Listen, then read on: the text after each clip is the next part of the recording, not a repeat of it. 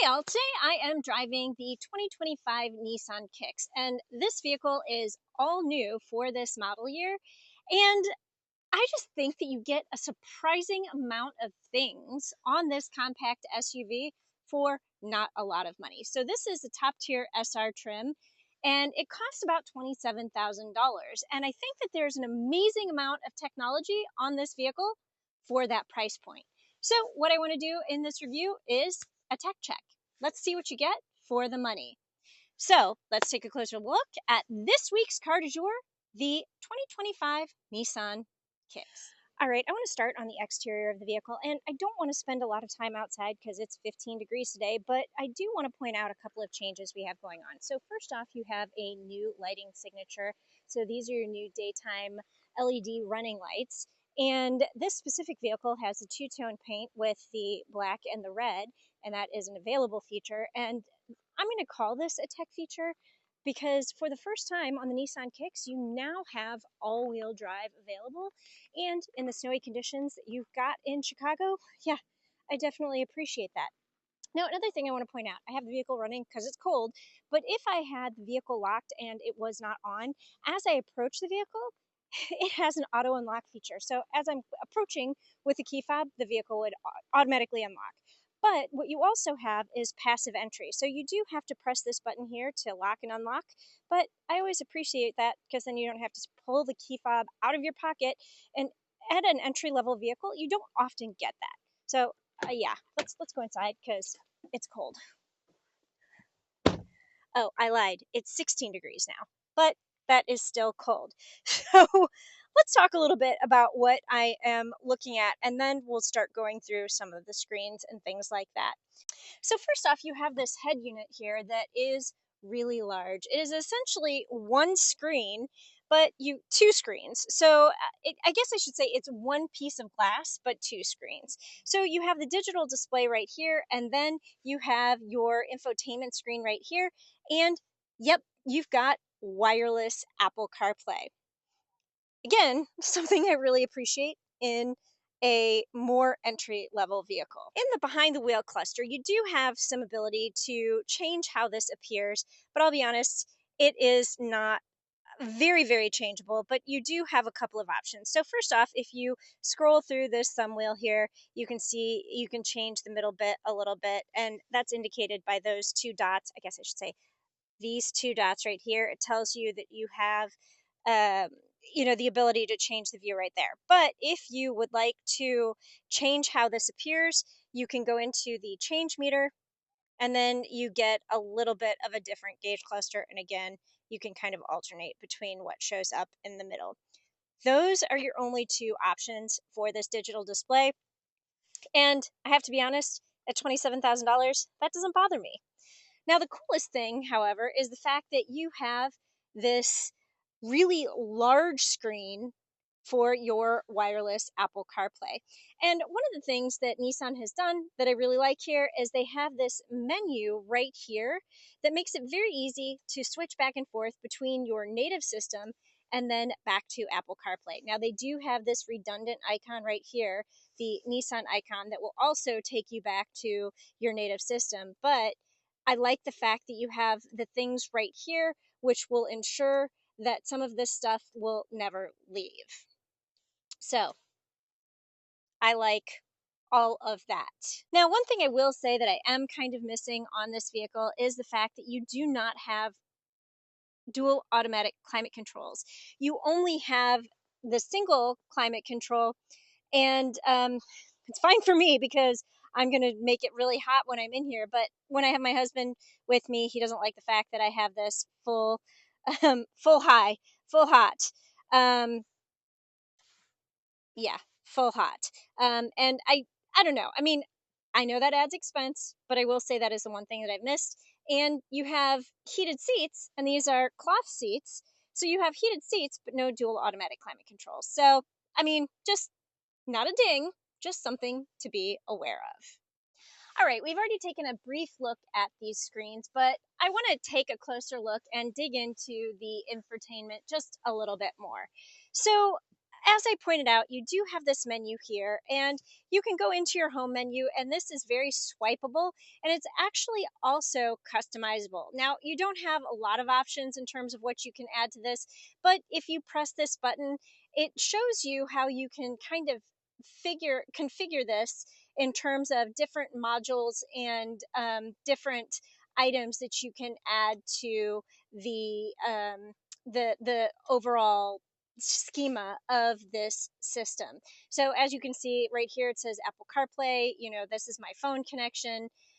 Again, phone connections, you have the clock right here. They've got the guest profile set up and then the more info. So not a lot of things that you can add, but there are some things and some ways that you can make this a little bit customizable. And if you press and hold, it will allow you to, it should allow you to move your widgets. So you can now drag this if you want your clock over here. And if you wanted, to move this up, it's a little bit clunky, but it does allow you to customize how you do this. And you can always do auto arrange, but then you hit save at the end and you can see that it saved how I created this situation. This does not have a native navigation. You do have to depend on your Apple CarPlay and Android Auto for your navigation, but you know what that means? That means no subscription fees. So, I do like how this operates. Now, something else I want to point out is, I clicked on this earlier, so this popped up on the screen, but you do have climate controls through your screen here, and that is like you can say how you want the airflow to be. You can set up your defogger or defroster. You can turn that off. You can adjust your fan speed through here. I think maybe not.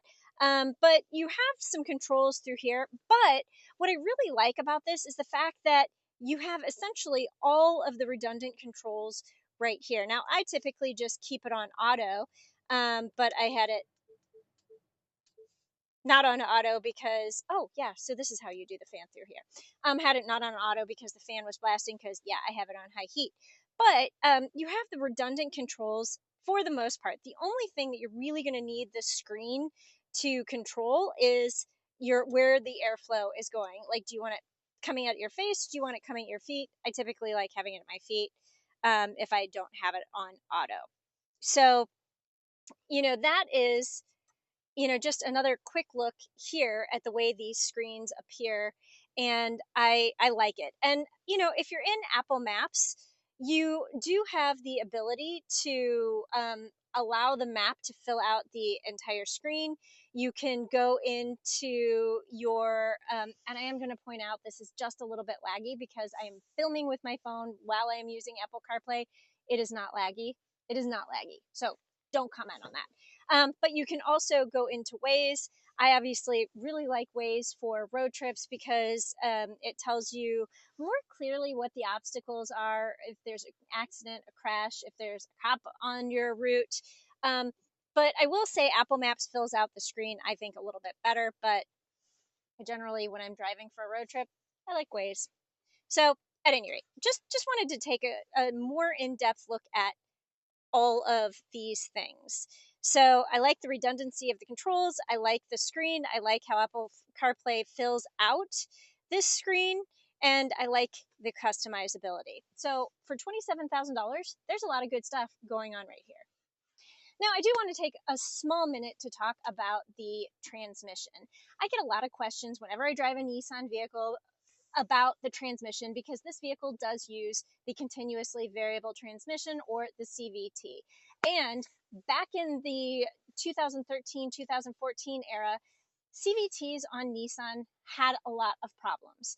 But in more recent years, the CVT is much more robust. It doesn't have as many problems, with a caveat. You have to make sure that you are routinely servicing the transmission and making sure that everything is running smoothly. So if you are ignoring your transmission, there is the possibility it could break. If you're taking care of your transmission, like everything else with your car, you got to change the oil. You got to take care of the transmission. So if you are following all the service guidelines, this is going to be a very nice, robust transmission for you. There are no problems with the current CVT from Nissan. Get that out of your head. One final tech feature that I want to talk a little bit about is going to be ProPilot Assist. This does have ProPilot Assist, but it is not the hands-free option. So when you turn it on, I mean, it's currently unavailable because I'm in park, but when you turn it on and you set it, it works like adaptive cruise control. It will keep you in between the lane lines, and it will modulate your speed with the traffic in front of you. I'm not going to show this. I'm not really going to dig into this too much because I'm going to do a road trip review for Pickup Truck Plus SUV Talk. So you're going to want to go over to that channel and watch that review because I will talk about this a little bit more in depth there. But let me just say it works really well. It takes you down to a stop, and it does a good job of modulating the speed and driving naturally. Now, before we get into driving impressions, there is one more tech feature that I do want to show you, and that is going to be the backup camera. So I am in my alley and I am going to be backing into my garage, and as you can see, there's some shade, there's some shadows, there's some light play going on, and what I really like about this camera is this is really bright. And again, I want to point out this is a $28,000 vehicle. And look, you have an around view camera as well as the backup camera. You have dynamic guidelines. And what's really cool is as I'm backing into my garage, it shows my wheel treads. So let's just start backing up. And so you will see that it's kind of bright at the moment. We're heading into a darker area, and this is still maintaining a brightness to it. And the dynamic guides show that I have plenty of room as I am maneuvering into my space, parking next to my neighbor.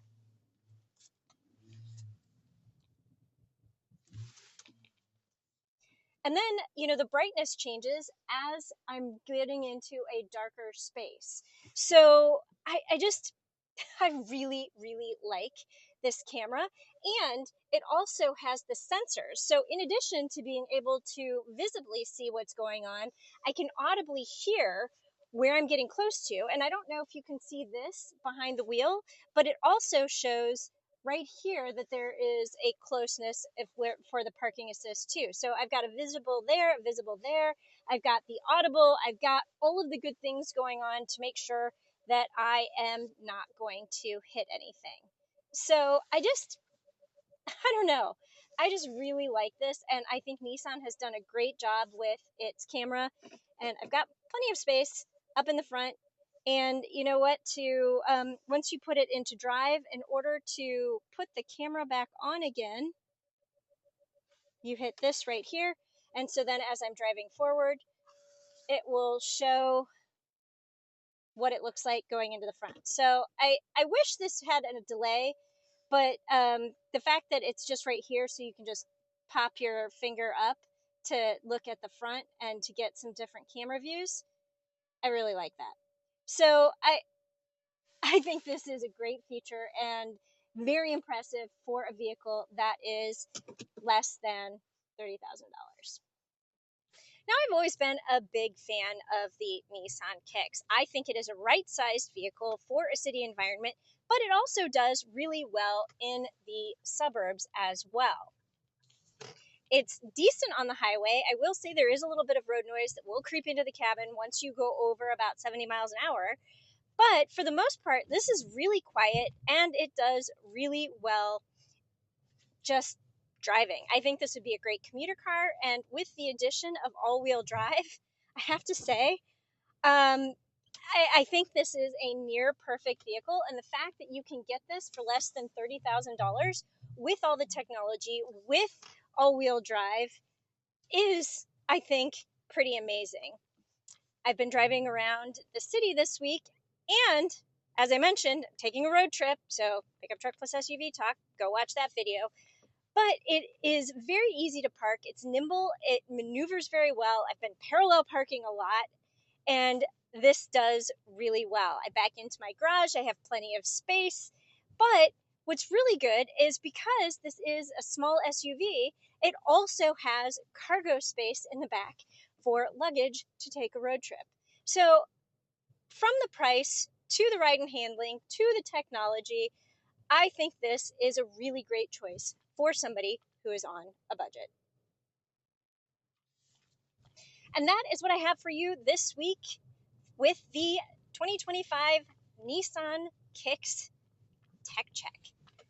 Thanks for watching, and I'll see you next time with a new car du jour.